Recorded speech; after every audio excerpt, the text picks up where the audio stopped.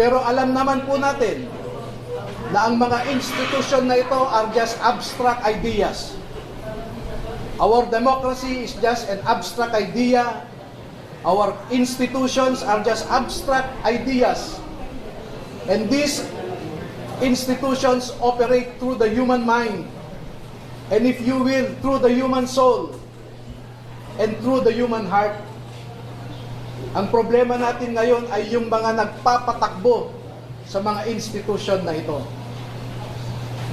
Wala po tayong ibang maaasahan ngayon na maglalabas ng katotohanan kundi tayong mga mamamayan din. Hindi natin maaasahan ang nasa gobyerno ngayon na ilabas ang buong katotohanan na walang pinagtatakpan. Ngayon po ay lumabas ang mga dating kasamahan ni Master Sergeant Orly Gutesa sa trabaho bilang security consultant o security personnel ni dating Congressman Zaldi Esco. Nandito po silang lahat at gusto ko pong ipakilala sa inyo. Ang mga sundalong ito ay wala na sa serbisyo. Ngunit ang nasabi nila sa akin, ito ang marahil na huling labanan na kanilang papasukin at gusto nilang magpakasundalo sa ating bayan.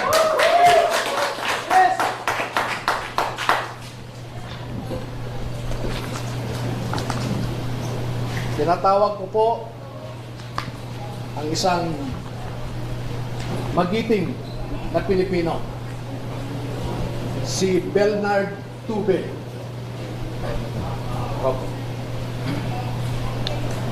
Si Ross, tumatanda na po. Si Rosbert Waupan. Si Benny Bulontate. Si Johnny Goodwan. Si Rodante Orbilio. Rainy Boy Julian. Christopher Esquivel. George Villalon Jr. Romeo Romel Bobares. Gil Navidad Jr. Anselmo Taberdo. Walter Manalansan. Jolly Cadiao. Romel Galapon. Cecilio Laroder Jr. Bernard Gubban. Crisani Dado. At Fidel Corpus. Meron po silang kasamahan na 12 pa na hindi makakadalo ngayon dahil sa mga personal na rason. Ang dalawa ay meron silang kasama sa buhay na nagtatrabaho pa sa gobyerno at meron silang pag-aalinlangan na maaaring maapektuhan ang trabaho ng kanilang mga asawa.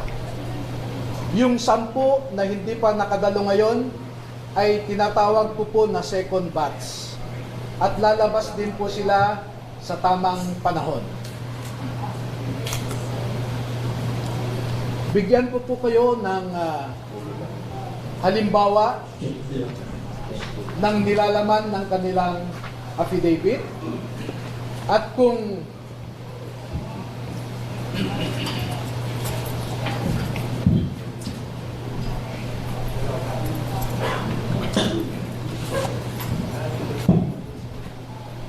ang proseso po kung paano ninakaw ang pera sa kabal ng bayan ay pwede nating ilarawan sa prosesong ito.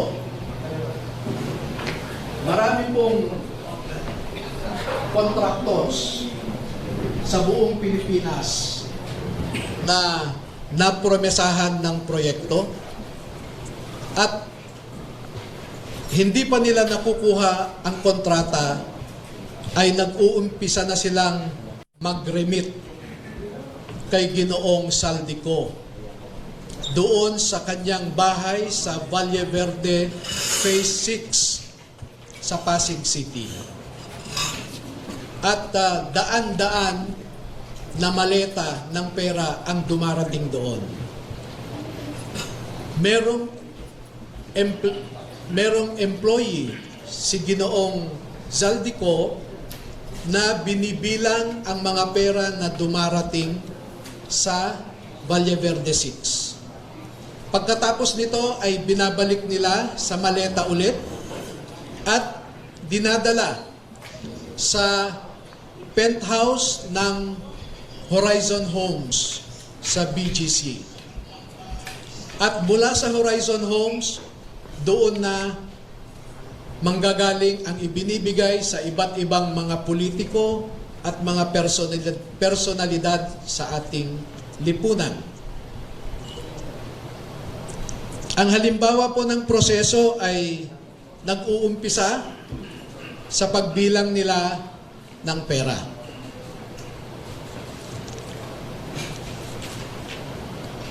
Ang susunod po,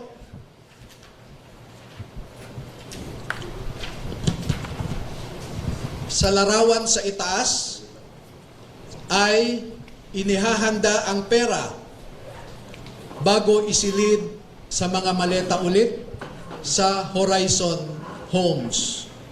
At yung larawan sa ibaba ay isang halimbawa ng pag-deliver ng pera sa bahay ng isang mambabatas.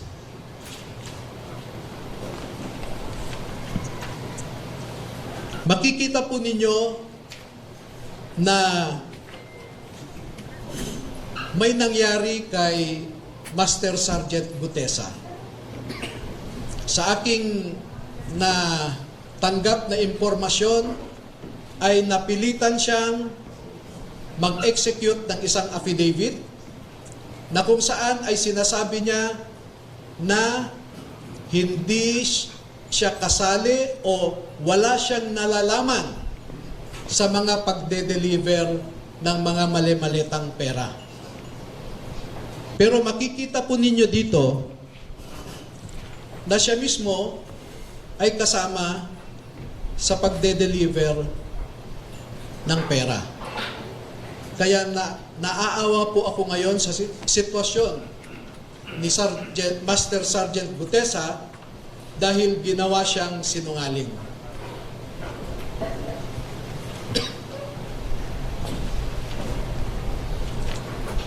Meron pong iba pang mga larawan na sa tamang forum later ay maglalahat pa kami ng karagdagang mga ebidensya. Pero ang pagde-deliver nila ng pera ay gumagamit ng eroplano,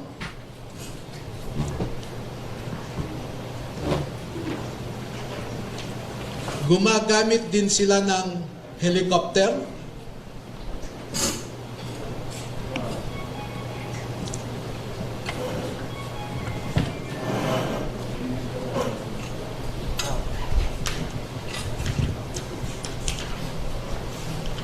at ganito po ang mga dinideliver sa mga bahay ng ilang mga mambabatas.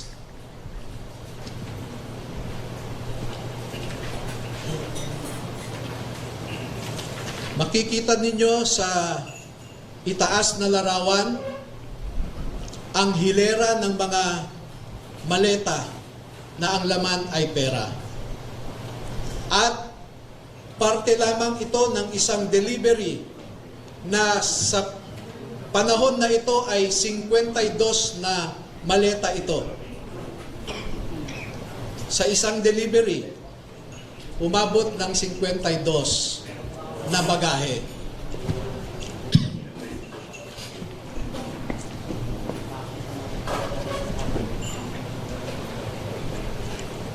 Makikita rin po ninyo na ang ating mga ebidensya ay minsan kinukuhanan ang buong bahay ng mambabatas, buong bahay ng mga ilang nasa media, yung tinatawag nating mga media operators.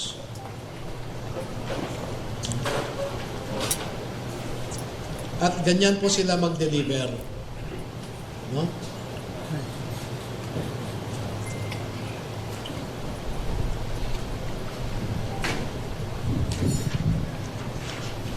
Makikita po ninyo sa ibabang larawan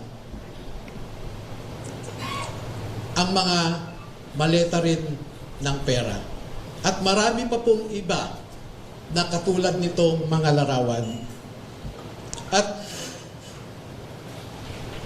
dito sa taas na larawan ay ipinapakita lamang na yung isang malaking maleta ay hindi kayang o halos hirap na buhatin ng 3 katao.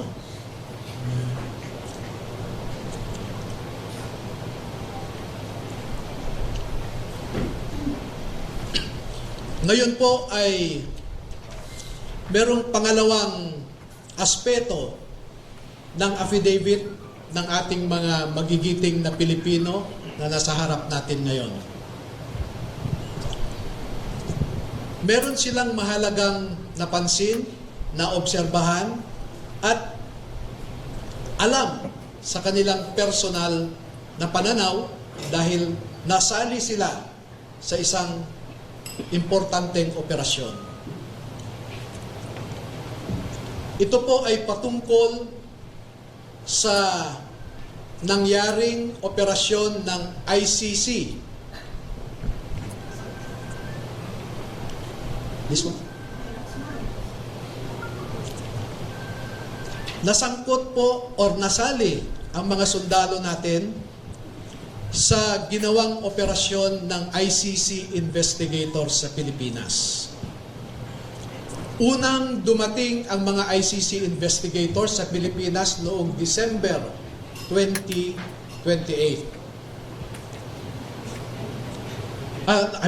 December of 2023. At bago mag-December 2023 ay inutusan sila na magpapalit ng peso to dollars. 2 maleta na ang bawat maleta ay may nilalaman na 56 million pesos. Kaya nakapagpalit sila ng equivalent to $2 million. At ang sabi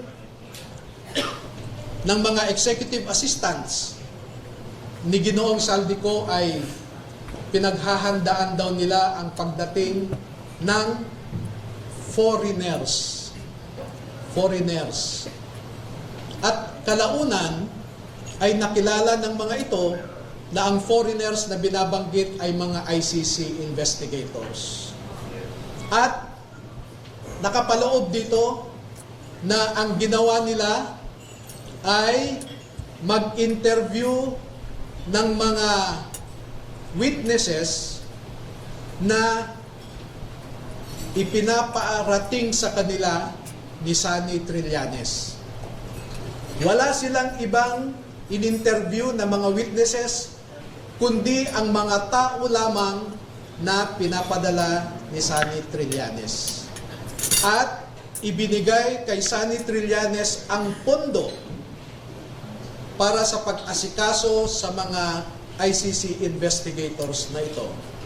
Kaya naman po, lahat ng sasakyan na ginamit, lahat ng hotel accommodations ay sinagot ni Saldico at saka ni Sunny Trillanes. Napansin din po nila na lahat ng mga pag-interview ng ICC investigators ay sa mga pribadong lugar. Wala man lang government office.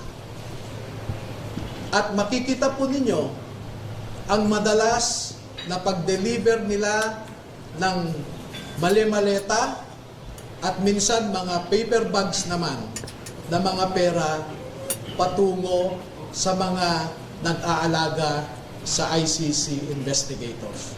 Lahat ng pagkain nila, lahat ng ginamit nilang sasakyan, lahat ng hotel, lahat ng mga condominium units ay sinagot ng grupo ni Sonny Trillanes at saka ni Zaldy Co. At bilang isang abogado po ay nababahala ako dito. Dahil ang sarili kong konklusyon na hindi naman nilahad ng mga sundalo na ito dito sa affidavit nila. Pero bilang isang abogado, ay nakikita ko ang isang mabigat na suliranin ng isang third world country na katulad natin na siya lamang pinag-iinitan ng mga ICC. Hindi nila kayang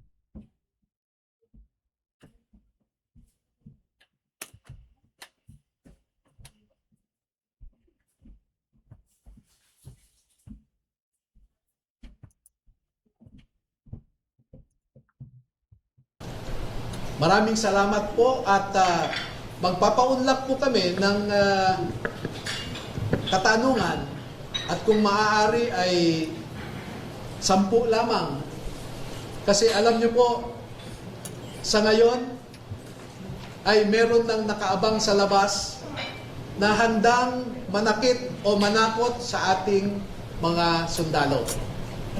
At sa nakalipas na 2 araw lamang, ay umigting ang paghahanap ng isang grupo sa kanila na pinangungunahan di umano ng isang tinatawag nilang MC. Initial yon, MC. Hindi ko po alam hanggang ngayon, inaalam ko kung sino yung MC na sinasabi nila.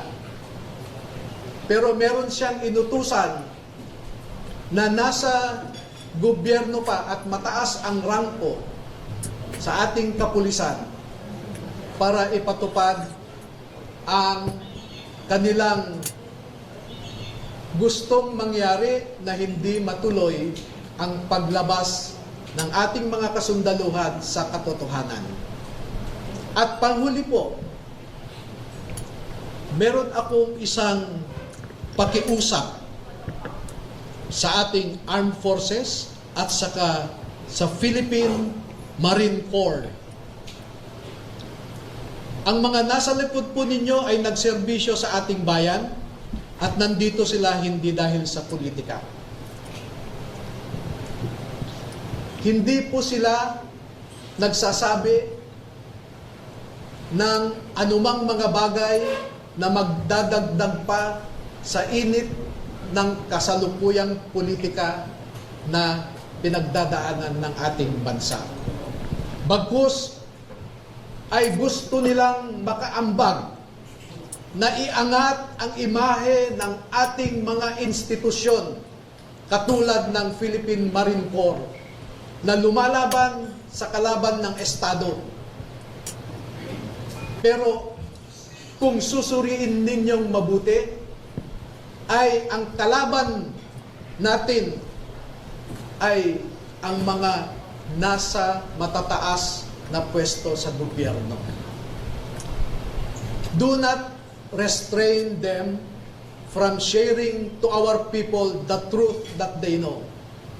Because alam nating lahat, ang katotohanan lamang ang magpapalakas ng ating republika. Kung lumalaban tayo sa mga grupo na gustong sirain ang ating democratic institutions, katulad ng mga NPA, mga Muslim secessionists, ang isa pong kalaban natin na totoo ay ang mga nagnanakaw ng pera na para sana sa mga tao. Tayo po ay nagpapakapagod para lang may maihain tayong pagkain sa ating mga pamilya. Pero sila po ay nagpapakapagod kung paano gastahin ang perang ninakaw nila sa atin. Maraming salamat po.